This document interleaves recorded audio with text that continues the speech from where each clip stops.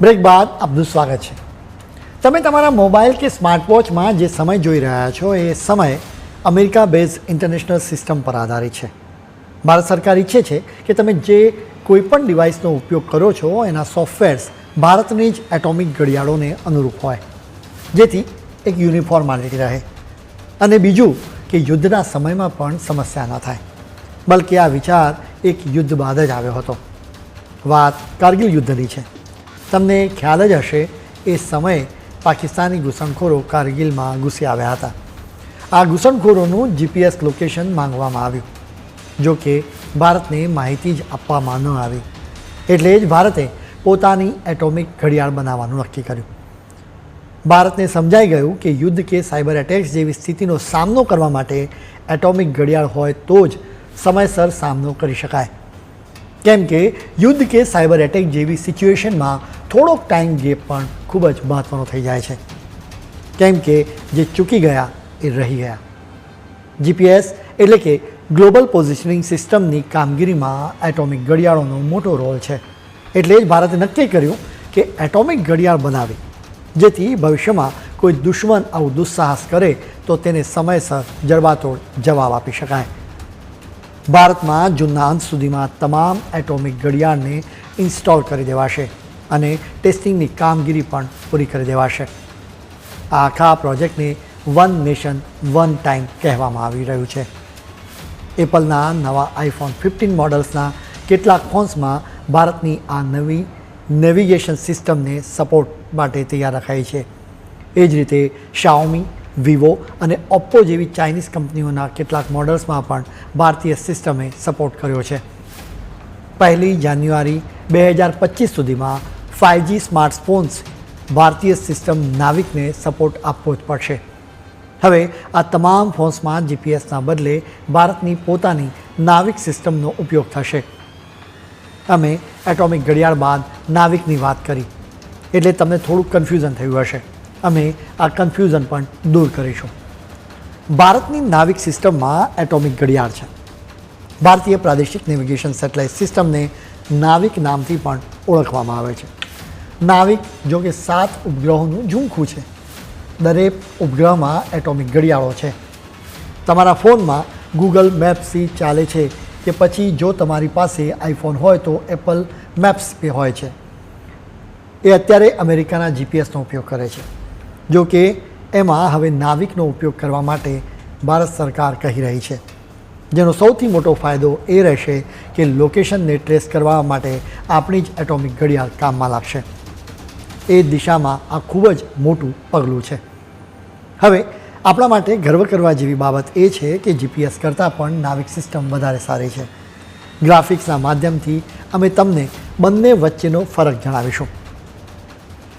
કોઈપણ ટાર્ગેટને ટ્રેસ કરવામાં જીપીએસને લાગે છે 20 મિનિટ. નાવિક સિસ્ટમ માત્ર આ ટ્રેકિંગ 5 મિનિટમાં જ કરે છે.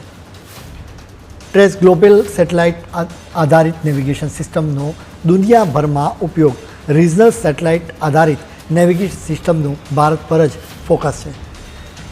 અમેરિકા દ્વારા જીપીએસને ડેવલપ કરાયું. નાવિકને ઇસરો દ્વારા ડેવલપ કરાયું. જીપીએસ 31 ઉપગ્રહોનું ઝુમખું, નાવિક 7 ઉપગ્રહોનું ઝુમખું. એટોમિક ઘડિયાળનું જ મહત્ત્વ છે, એટલે જ આખા દેશમાં એનો ઇન્સ્ટોલ કરાશે. એક વખત આ કામગીરી પૂરી થશે એટલે તમામ કોમ્પ્યુટર્સ, સ્માર્ટફોન્સ, ડિજિટલ વોચ અને ડિજિટલ રેડિયોમાં સમય ઇન્ડિયન સિસ્ટમ આધારિત રહેશે. આ એટોમિક ઘડિયાળોને અમદાવાદમાં સ્પેસ એપ્લિકેશન સેન્ટર અને ઉપભોક્તા બાબતોના મંત્રાલયની રિજનલ રેફરન્સ સ્ટાન્ડર્ડ લેબોરેટરીઝ દ્વારા મેનેજ કરવામાં આવશે. આ રૂબિડિયમ એટોમિક ઘડિયાળનો પોતાના જીપીએસ સેટેલાઇટ્સમાં ઉપયોગ કરનારી સ્પેસ એજન્સીઓના પ્રતિષ્ઠિત ક્લબમાં ઇસરો હવે સામેલ થઈ ગયું છે. અત્યારે માત્ર અમેરિકાની નાસા, યુરોપિયન યુનિયનની ઈસા, ચીનની CNSA અને રશિયાની રોસ્કોમોસ જ આ એટોમિક ઘડિયાળનો ઉપયોગ કરે છે. અમે રૂબેડિયન એટોમિક ઘડિયાળનો ઉલ્લેખ કર્યો એટલે કેટલાક લોકોને કાન સરવા થઈ ગયા હશે. આ રૂબેડિયમ છે શું? સામાન્ય રીતે એટોમિક ઘડિયાળમાં સીઝિયમ એટમનો ઉપયોગ થાય છે. ગ્રીનવિચ મીન ટાઈમ ઝોન અને કોઓર્ડિનેટ યુનિવર્સલ ટાઈમમાં પણ સીઝિયમના એટમનો જ ઉપયોગ થાય છે. જોકે ભારત તો ઇનોવેશન કરવા માટે જાણીતું છે, એટલે સીઝિયમના બદલે રૂબેડિયમ એટમનો ઉપયોગ કર્યો. હવે સવાલ થાય કે ઈસરોએ શા માટે સીઝિયમના બદલે રૂબેડિયમનો ઉપયોગ કર્યો? ભારતે બે ફાયદા જોયા. એક તો રૂબેડિયમ ધાતુનું વજન ઓછું છે, વળી સીઝિયમની સરખામણીમાં એની કિંમત પણ ઓછી છે. અત્યાર સુધી માત્ર 5 દેશો તેમના સ્પેસ મિશન્સમાં એનો ઉપયોગ કરી શક્યા છે. એ હકીકતથી આ એટોમિક ઘડિયાળ બનાવવી અને એનો ઉપયોગ કરવો કેટલો મુશ્કેલ છે એનો ખ્યાલ આવે છે. ભારતે NVS-1 નાવિક સેટેલાઇટને સફળતાપૂર્વક લોન્ચ કરી અને તૈનાત કરીને આ મામલે આત્મનિર્ભરતા હાંસલ કરી છે. આમ તો આ સેટેલાઇટમાં રહેલો દરેક ભાગ એન્જિનિયરિંગ ફિલ્ડમાં ભારતની એક સિદ્ધિ જ છે, પરંતુ એ બધામાં રૂબેડિયમ એટોમિક ઘડિયાળ સાવ અલગ તરી આવે છે. આ ઘડિયાળ કેટલી એક્યુરેટ છે એ અમે તમને જણાવીશું. રૂબેડિયમ એટોમિક ઘડિયાળ દર વર્ષે માત્ર 1 માઇક્રોસેકન્ડથી લેટ થાય છે. 1 સેકન્ડમાં 10 લાખ માઇક્રોસેકન્ડ્સ હોય છે, એટલે 2 કરોડ વર્ષ આ ઘડિયાળ 1 સેકન્ડની ભૂલ કરે. આટલી કમાલની છે આપણી આ ઘડિયાળ, જેની સામે નોર્મલ ઘડિયાળની વાત કરીએ તો એ સમયની સાથે એમાં થોડીક સેકન્ડ્સનો ફરક આવી જાય છે. તાપમાન બદલાય કે ઉત્પાદનમાં ખામી આવી જાય તો થોડી સેકન્ડ્સનો ફરક આવી જ જાય. તમારું કમ્પ્યુટર કે સ્માર્ટફોન પણ સમય બતાવે છે. એનાથી એટોમિક ઘડિયાળ કેટલી અલગ છે એની પણ જાણકારી અમે તમને આપીશું.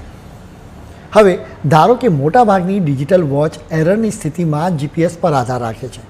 હવે આકાશમાં રહેલા સેટેલાઇટ્સ GPS પર આધાર રાખી ન શકે. આવી સ્થિતિમાં આ એટોમિક ઘડિયાળ કામમાં આવે. ભારતે એટોમિક ઘડિયાળ બનાવીને ખરેખર એક મોટી સિદ્ધિ હાંસલ કરી છે. ખેર, સમય છે એક બ્રેકનો, અને બ્રેક બાદ અમે તમને જ વાત કરીશું. વાત છે ટાઈમ ઝોનની. 2 ટાઈમ ઝોન ભારતમાં હોવા જોઈએ કે નહીં.